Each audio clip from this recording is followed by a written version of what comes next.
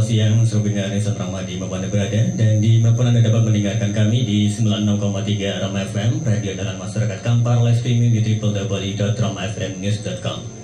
Pada siang hari ini kita kedatangan tamu dari DPRD Kabupaten Kampar, yakni Ketua Komisi 1 DPRD Kabupaten Kampar, Bapak Muhammad Ansor, SHG MPD. Beliau juga merupakan Direktur Yayasan Al-Ansori Foundation, sekaligus juga merupakan Ketua 1 Dewan Dakwah Islami Indonesia Kabupaten Kampar.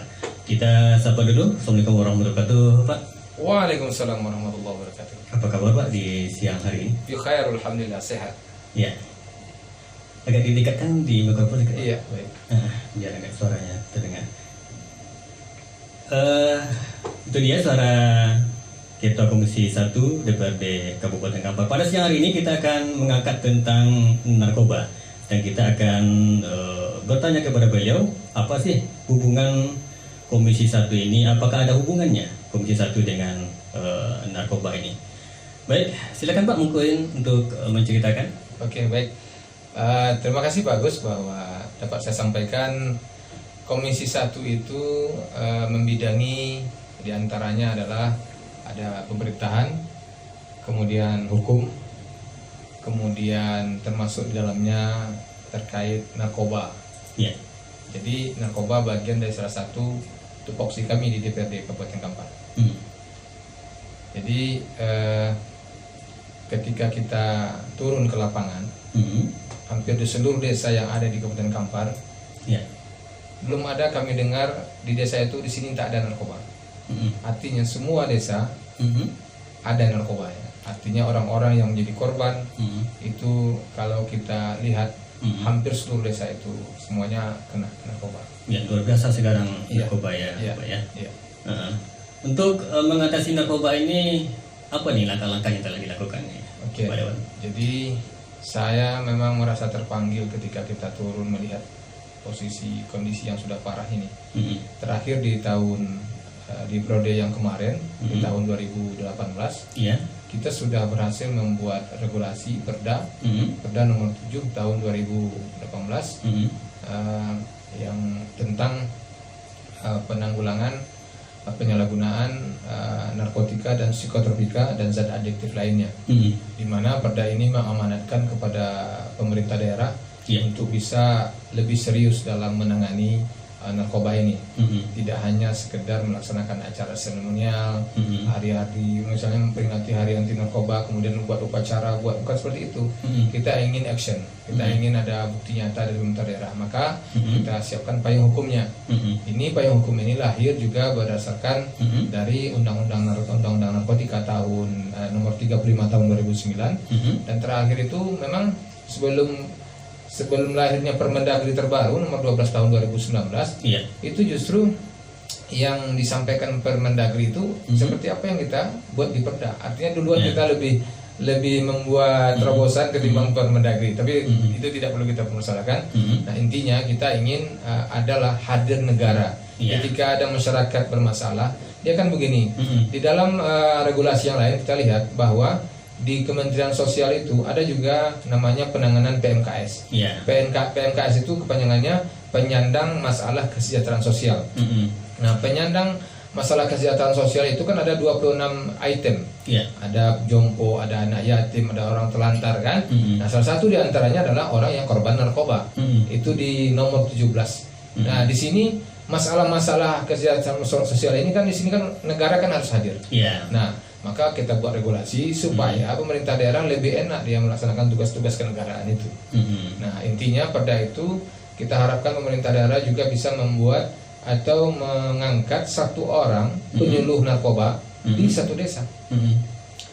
Jadi jangan kita hanya fokus pada kegiatan fisik saja. Misal untuk pertanian ada penyuluh, untuk perikanan ada penyuluh, ya kan? Sementara untuk narkoba tidak ada. Padahal ini sesuatu yang bahayanya luar biasa, yang akan menggerogoti tidak hanya dirinya tapi juga lingkungannya. Dan itulah yang akan mungkin barangkali membinasakan generasi muda kita. Salah satunya pada wanita. Untuk menindaklanjuti perda ini apa pula yang telah dilakukan? Nah, ini dia. Makanya ketika perda itu lahir sudah masuk tahun 2020, kita lihat juga tidak ada action. Makanya saya dengan beberapa kawan-kawan termasuk yang pernah bakti di DPRD seperti Pak Dewi Hadi dan lain-lain, maka kita berinisiatif untuk membuat langkah konkret. Maka kita bersama-sama dengan kawan-kawan untuk mendirikan rumah rehab. Rumah rehab, pusat terapi dan rehabilitasi narkoba, tepatnya di Desa Teratak Bulu, dengan nama Rumah Rehab TB1. Berada di Desa Teratak Bulu, Kecamatan Seolu, Kabupaten Kampar. Bagi warga masyarakat Kampar yang punya masalah dengan anak atau keluarganya, yang tidak umum atau lolok ada anak pengen anak, anda bagaden, pembuas berjual, maka kita ada solusi untuk anak yang seperti itu. Kemudian dalam mendirikan TB1 ini apa nih yang ada di sana gitu ya? Oh iya. Jadi di TB1 itu kita, karena kebetulan dulu di APBD 2019 itu kita sudah buat pelatihan, namanya pelatihan itu UTC. UTC itu Universal Treatment Curriculum. Universal Treatment Curriculum itu memang kurikulum yang khusus membicarakan terkait dunia adiksi. Dunia adiksi itu artinya ketergantungan. Orang-orang yang menjadi korban penyalahgunaan narkoba, maka dia ada metode untuk merawatnya, metode untuk menyelesaikan persoalannya. Nah, waktu itu kita dengan kawan-kawan setelah menyelesaikan itu, maka dengan berbekal keterampilan, karena di UTC itu kita belajar ilmu adiksi dasar, kemudian ada namanya teknik konseling, kemudian ada kita bicara farmakologi, ada fisiologi, nah, semuanya itu kita bicarakan, dan semuanya itu menyangkut ilmu bagaimana cara menyelesaikan persoalan korban ini. Alhamdulillah kita sudah bulan ke-5 sekarang, dan program kita itu 4 bulan. Dan sudah ada yang menamatkan program. 8 di antara yang menamatkan, dari di antara 8 yang tamat program itu 3 orang karena dia sudah merasa betul-betul sadar dan merasa memang ingin bahwa dirinya itu lebih terproteksi. Dalam bahasa terapinya coping skillnya itu, istilahnya bisa dia mendeteksi mendeteksi dan membentengi dirinya supaya tidak terjebak lagi. Karena dia ini kan orang yang menggunakan narkoba itu disebut dengan orang yang mengidap penyakit otak kronis kambuhan. Nah, penyakit otak kronis kambuhan itu kalau dalam teori UTC-nya itu dia tidak pernah sembuh, cuma dia bisa pulih. Nah, ini yang diberikan pemahaman, dia bisa dikelola. Nah, bagaimana mengelola itu yang kita berikan keterampilan kepada mereka. 3 orang kita kirim ke salah satu lembaga yang memang ahli dalam bidang itu untuk OJT, on job training. 3 orang, dan alhamdulillah hari ini udah 1 bulan mereka mengikuti itu. Kemudian apa nih seperti motivasi untuk mendirikan ini apa nih dasar belakangnya ini? Memang keterpanggilan dan keprihatinan bahwa seperti tadi saya katakan tidak ada satu desa pun yang terkena. Dan terakhir yang lebih memacu semangat saya juga punya abang yang juga anaknya jadi korban. Kemudian kawan saya tadi juga punya anak juga jadi korban. Nah, akhirnya ya udah kita mulai, mungkin walaupun hanya dengan beberapa orang yang kita rawat, tapi paling tidak kita sudah memulai. Sehingga besok kalau ditanya Allah di akhirat, kita sudah mulai ya Allah gitu. Kemudian apa nih program-program Jitu yang diterapkan di TB1 ini? Kita punya metode pertama TC namanya. Metode TC itu therapeutic community yang kita kolaborasi dengan religi. Jadi anak ini ketika dirawat mulai bangun tidur jam 4.30 udah mulai bangun tidur, siap-siap sholat subuh berjamaah. Kemudian sampai tidur kembali itu kita atur.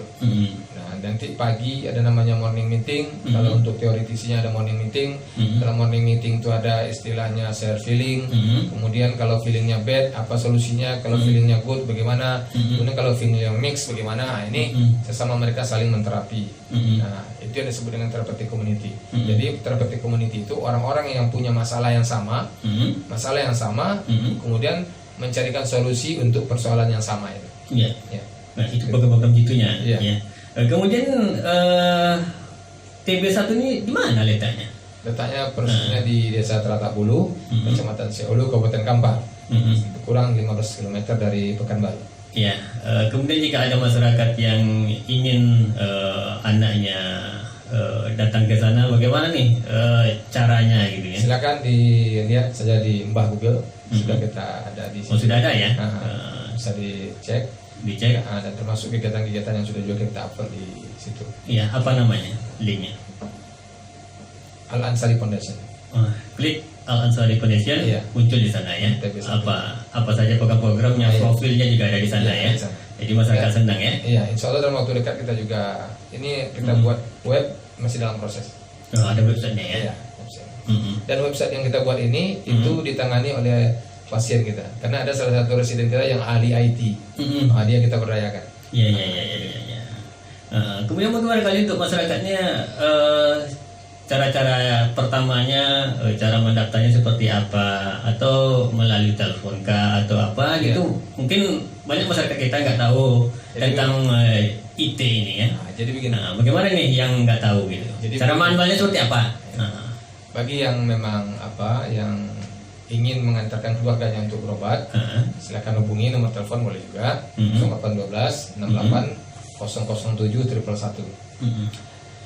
Cara untuk masuk menjadi residen ataupun pasien di situ sangat gampang. Bawa saja keluarga yang menderita korban ini, kemudian ada form-form yang diisi, kemudian di situ nanti kita akan screening, kemudian ada asesmen. Pertama, memastikan betul tidak dia pemakai, positif tidak dia menggunakan zat yang memang terlarang ini.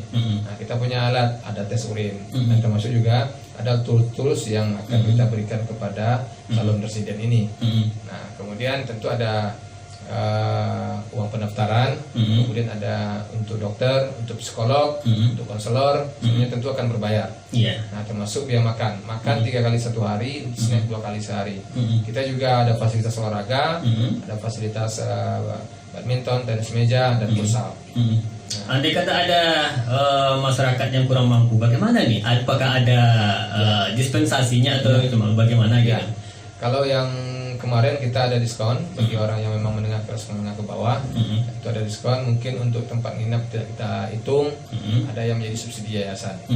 Nah, tapi ini segera informasi saya sampaikan ke seluruh warga masyarakat Kabupaten Kampar. Kita sudah ada MOU, kita kerjasama dengan Basnas Provinsi, di mana Basnas Provinsi sudah memberikan kuota untuk kita bagi orang-orang yang kategori miskin, tidak mampu. Itu akan sepenuhnya ditanggung oleh Basnas Provinsi Riau. Saya sangat berbangga dan bersyukur sekali ada ketua Basnas yang memang peduli dengan kondisi masyarakat kita. Kebetulan waktu itu Pak Dr. Sidul Amin, ketua Basnas Provinsi Riau, berkunjung ke tempat kita, dan dia juga cukup prihatin dan tertarik, dan bahkan dia sampaikan program ini dia sampaikan ke Pak Gubernur, dan dalam pertemuan dengan Pak Gub juga, Pak Gub juga merasa risih dengan narkoba ini. Iya, betul. Nah, ternyata setelah kita lihat daripada informasi dari BNN dan segala macamnya itu, ternyata pintu masuk narkoba itu paling besar itu di Rupat, di Pulau Rupat. Rupat, dan bahkan Rupat akan dijadikan oleh Pak Gub sebagai pilot project binaan dari Basnas. Makanya besok itu rencananya akan dibuat di situ tuh namanya Pulau Zakat. Nah, ada program-program dan termasuk nanti program bagaimana cara mengantisipasi dan menangani narkoba ini. Mungkin yang terakhir bagi orang tua mungkin barangkali bertanya, apa nih ciri-ciri orang yang terkena narkoba ini? Iya, jadi begini, ciri-ciri kalau anak kena narkoba, orang tua yang pertama sekali dilihat adalah perubahan perilaku. Dulu anak ini mungkin ceria, nah sekarang pendiam. Dulu anak-anak ini suka bergaul, sekarang tidak. Lebih banyak sendiri di kamar. Kemudian menghindari kumpul-kumpul rame-rame dengan keluarga. Satu, yang kedua, emosinya tidak stabil, selalu tinggi. Kalau dimarahi justru dia yang dimarah kepada kita. Kemudian dia menggunakan uang di luar seperti biasanya. Misalnya kita kasih 20.000 satu hari cukup, sekarang agak porsinya lebih naik, dan itu tidak sekali 2 kali. Kemudian dia sudah mulai ada bohong. Ya, kalau ilmu tempat terapi kita namanya main ilmu ya, main akal, bagaimana orang tertipu dan akhirnya mengambil keuntungan dari situasi itu. Nah, kemudian kalau ada tabung gas yang hilang mendadak atau uang yang memang sering hilang di rumah, ya kan, itu boleh dicurigai. Kemudian anak tidak lagi komunikatif, anak sering tidak tidur di rumah, sering pulang pagi. Nah, itu ciri-cirinya. Kemudian yang lebih kalau secara jasmani tapi tidak umum ya, tapi ada di antaranya yang kalau dia sudah konsumsi sabu misalnya, itu biasanya ada tanda-tanda di mukanya berkeringat keningnya. Padahal cuaca dingin tapi keningnya berkeringat. Nah, kemudian dia tidak, orang tidur dia tidak tidur. Kadang dia pokoknya aktivitasnya di luar normal. Orang tidur dia tidak tidur. Sanggup dia bersih-bersihkan rumah jam 3 malam sampai pagi. Nah, itu baru dicurigai. Nah, kemudian kalau dia misalnya pakai ganja, nah, ganja kalau sabu dia akan memberikan efek stimulan, memberikan dorongan semangat. Pokoknya semangat aja bawaannya. Kalau ganja beda, ganja justru memberikan efek depresan, malas aja bawaannya, mau tidur aja makan gitu kan, karena dia efeknya efek mancis. Nah itu yang yang menjadi kebiasaannya ya kalau secara jasmani ya. Tapi kalau perilaku seperti itu tadi, maka orang tua harus hati-hati, jangan terlalu memberikan kebebasan kepada anak sehingga kita tidak mengevaluasi anak. Kemudian apa nih himbauan oleh Pak Dewan selaku Ketua Komisi 1 dan juga Ketua Dewan Dakwah Kampar ya. Apa nih untuk memotivasi orang tua agar anaknya cepat mengobati yang terkena narkoba ini? Ya, jadi begini, himbauan saya pertama kepada para orang tua, menjadilah keluarga fungsional, jangan disfungsional. Keluarga fungsional adalah keluarga yang bisa membangun komunikasi yang baik, relationship antara anak dan ayah. Bangunlah hubungan yang baik, karena anak ketika dia tidak nyaman di rumah, dia akan mencari teman di luar untuk dia bisa didengar, berdiskusi. Nah, syukur-syukur kalau teman yang didapat untuk curhat itu orang baik. Tapi ketika yang ditemuinya orang jahat, maka dia akan mudah terpengaruh. Maka pertahankan rumah itu menjadi tempat yang betul-betul nyaman bagi anak. Nah, kemudian kalau memang anak sudah ada perubahan tingkah laku, maka cepat-cepat deteksi. Bagaimana cara mendeteksinya? Maka bawa ke ahlinya. Kita menyiapkan tempat. Bawalah anak ke tempat kita bisa deteksi. Paling tidak coba kita kita lakukan tes urin misalnya kan dengan mendadak. Itu bisa. Jadi lakukan itu cepat, deteksi cepat sebelum semuanya terlambat. Iya. Mungkin ada kesimpulan dari wawancara kita, silakan. Iya, baik. Terima kasih Pak Agus. Kesimpulannya bahwa narkoba ini sudah menjadi musuh kita bersama. Maka kita juga harus bersama-sama menyelesaikannya. Untuk itu kepada kita yang diberikan Allah misalnya tanggung jawab apapun namanya, kecil atau besar pun itu tidak masalah. Yang penting ketika kita diberikan kesempatan untuk bisa berbuat baik untuk orang, menyelamatkan orang dari level manapun lah, mulai dari atas sampai bawah, maka bersama-samalah kita untuk memerangi narkoba ini. Itu saja Pak. Baik, terima kasih atas waktunya Pak Dewan. Terakhir mungkin saya bisa sampaikan, mungkin kita akan sampaikan pada pertemuan-pertemuan berikutnya bagaimana cara pelaksanaan terapi dan segala macam, dan juga terkait seputar ilmu adiksi ini. Lebih teknis ya. Lebih teknis.